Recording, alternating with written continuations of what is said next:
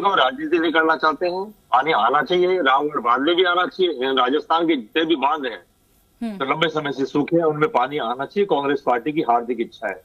जितने भी हमारे बड़े बांध हैं, चाहे बीसलपुर हो चाहे कोई और बांध हो, जब बारिश के अंदर मानसून अच्छा होता है, ओवरफ्लो होता है और पानी वेस्ट होता है, वो वेस्टेज नहीं होना चाहिए।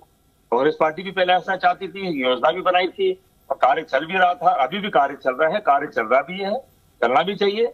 और जो भी निश्चित समय भारतीय जनता पार्टी की सरकार भजनलाल जी ने जो तय किया है उस वो पानी पूरा होना चाहिए। रामगढ़ बांध में पानी आना भी चाहिए। लेकिन चारुल जी, सबसे इंपॉर्टेंट बात जो है वो ये है कि भारतीय जनता पार्टी की या सरकार की कथनी और करने में रात और दिन का अंतर है। चारुल जी, 2.5 साल पहले इन्होंने कहा था, 3 साल पहले इन्होंने कहा था, जब कांग्रेस पार्टी की शासन थी, कि हमारी सरकार आई तो हम ईआरसीपी को राष्ट्रीय परियोजना घोषित करेंगे। देश के प्रधानमंत्री भी आए थे, जल मंत्री भी आए थे और राजस्थान के मुख्यमंत्री भी थे। चारुल जी, पूरे हिंदुस्तान ने देखा था, इस मटके से इस मटके में पानी डाला था, इस मटके से इस मटके में पानी डाल करके और इतनी श्री कर ली थी। लेकिन 21 जिलों का किसान, उसका खेत आज भी सूखा, उसका कंठ आज भी सूखा है। भारतीय जनता पार्टी ने उसका नाम बदल दिया। कोई बात नहीं, नाम बदल दीजिए। यमुना जल समझौता जो हरियाणा से पानी आने वाला था, उसका भी आज तक झुंझुनू और सीकर का जो कंठ है वो आज भी सूखा है, खेत आज भी सूखा है। हम तो सरकार से इतना निवेदन करना चाहते हैं कि पानी पे हम कोई राजनीति नहीं करना चाहते, लेकिन आप पानी पिलाइए तो सही, पानी लाइए तो सही। अब तो आपकी डबल इंजन की सरकार है, सारे मंत्री आपके हैं, सारी सरकार आपकी है। फिर ये 2.5 साल हो गया पूरा, और चारुल जी अभी कह रहे 1.5 साल के अंदर रामगढ़ में पानी आ जाएगा। 2.5 साल और 1.5 साल, इसका मतलब 4 साल के बाद पानी आएगा। इसका मतलब इलेक्शन ईयर में पानी आएगा।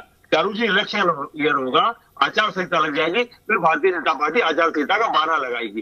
चारुल जी, रामगढ़ बांध के अंदर, कैचमेंट एरिया के अंदर बहुत बड़े बड़े लोगों का अतिक्रमण हो रखा है। हाईकोर्ट भी परेशान है, कोर्ट भी परेशान है, तमाम प्रशासन अमला भी परेशान है। वो अतिक्रमण सरकार से अभी तक हट नहीं पाया है।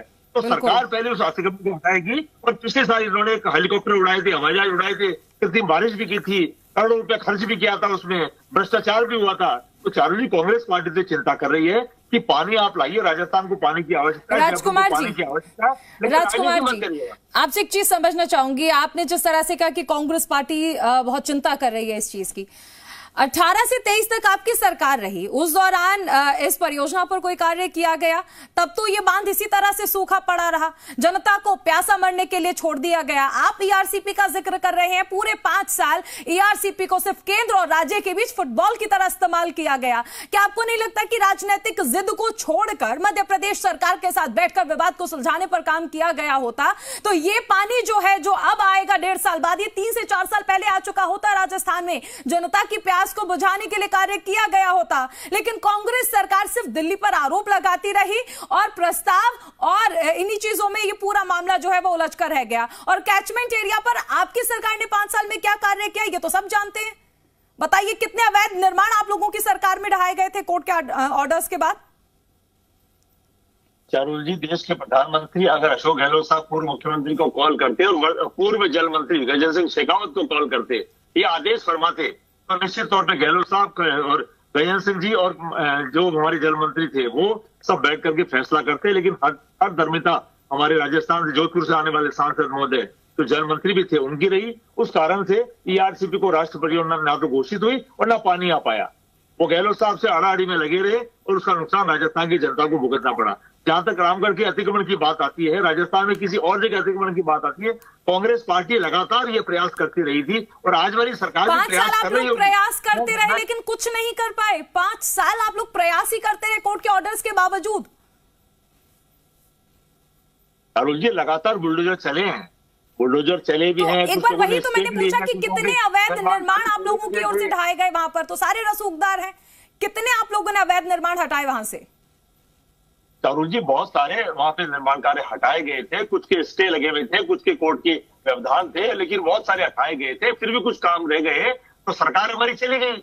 अब सरकार डबल इंजन की सरकार और 2.5 साल से है भारतीय जनता पार्टी की सरकार। चारू जी, कोई महीने 2 महीने का समय नहीं हुआ है। तो अगर 2.5 साल बीत जाने के बाद भी अगर कांग्रेस पार्टी को दोष देंगे किसी अतिक्रमण के मामले में या राष्ट्रीय परियोजना के मामले में, पानी एमएससी के मामले में, तो दुर्भाग्यपूर्ण होगा। मेरा इतना निवेदन है कि सरकार से कि सरकार मेहरबानी करके कथनी और करनी में अंतर करे और एक्चुअलिटी में वास्तविक तौर पर रामगढ़ को पानी लाए और जो ओवरफ्लो जो भी बांध हो रहे हैं उनका निस्तारण करके राजस्थान की जनता को पानी दे और देश के प्रधानमंत्री से अपील करे कि साहब जो मटकों में इधर से उधर पानी डाला था ना, राजस्थान के लोग पानी मांग रहे हैं, मटके फोड़ रहे हैं, प्रदर्शन हो रहे हैं, कांग्रेस पार्टी के लोग भी उनके साथ लगे हुए हैं। तो देश के प्रधानमंत्री से भी अपील है, राजनीति पानी जैसे मुद्दे पर आप मत करिए।